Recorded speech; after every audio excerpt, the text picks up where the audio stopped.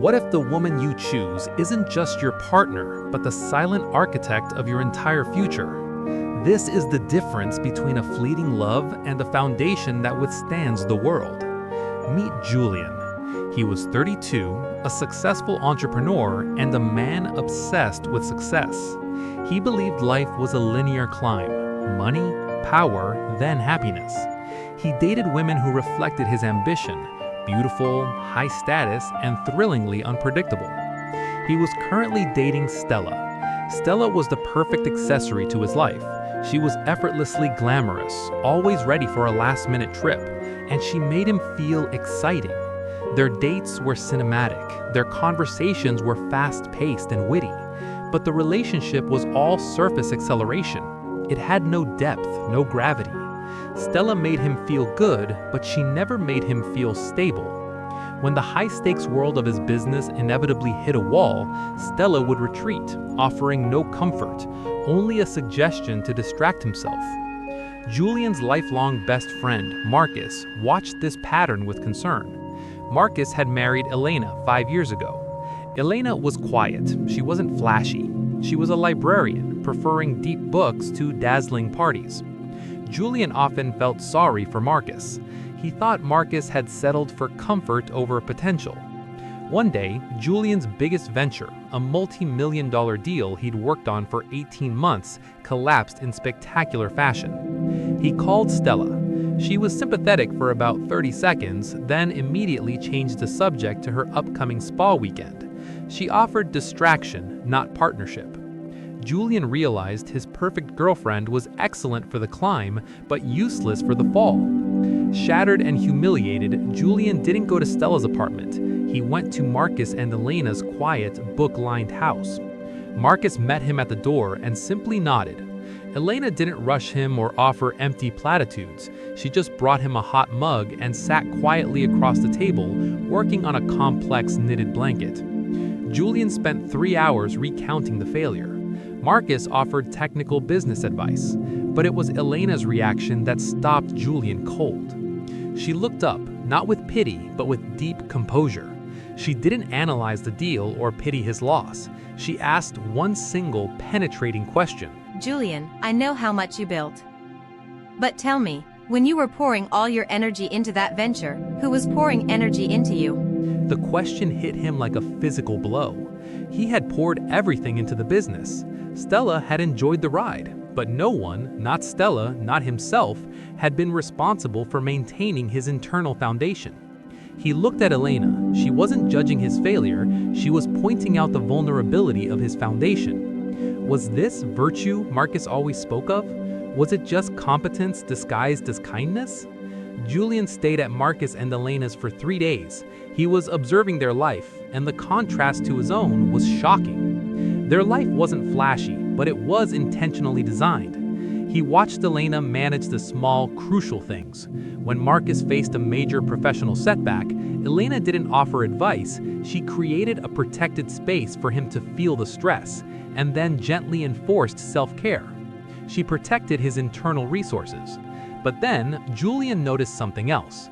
Elena didn't just support Marcus's existing structure, she challenged its flaws. One evening, Marcus was complaining about his demanding boss. Stella would have just encouraged him to quit, but Elena looked at Marcus firmly. You are complaining about your boss, but you are the one who struggles to set boundaries. That's a foundation problem, not a boss problem. She didn't tear him down, she forced him to upgrade his own internal architecture. She held him accountable to his own highest potential, not just his comfort level. Julian realized Stella was a beautiful decorator for his life. Elena was an unflinching structural engineer. He went back to his own apartment, the silence now deafening. He broke up with Stella, not out of anger, but out of recognition. She was built for a season, not a lifetime. Julian dedicated the next few months to rebuilding his career, and more importantly, rebuilding himself. But the ghost of his past choices lingered. He started dating Emma, a quiet woman, much like Elena, but his old habits were hard to break. He kept waiting for Emma to dazzle him. When she didn't, he almost walked away, convinced he was settling for boring safety. The ultimate test came one night when Julian was blindsided by a former colleague who spread a vicious false rumor that threatened his new business. It was a calculated attack.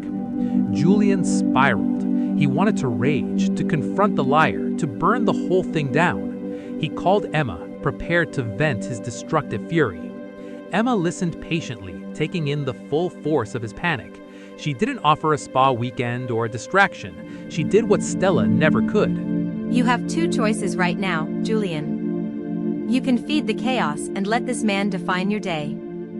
Or you can feed your focus and let your results define you. She continued, "That man threw a handful of dirt at your business. Are you going to stop working to clean up every single speck? Or are you going to use that time to build something so solid that the dirt doesn't matter?" It was the same language, the same structural thinking Elena had used.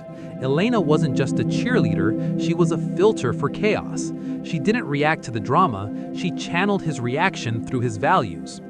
Julian realized then, virtue isn't a personality trait, it's a structural necessity.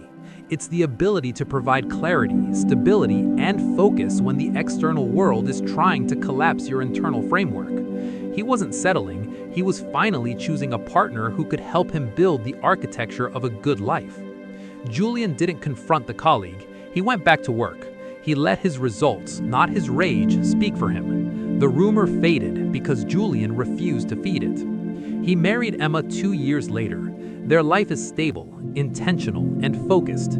There are no sudden dramatic trips, but there is always a safe landing when the world inevitably pushes back. Julian finally understood what Marcus saw. He understood that a girlfriend often validates the temporary self, the ambition, the excitement, the chaos. A virtuous woman validates the highest, most enduring self, the integrity, the focus, and the calm. He stopped looking for a mirror to reflect his life and started looking for a foundation to support it. Wise men seek women who provide structural integrity.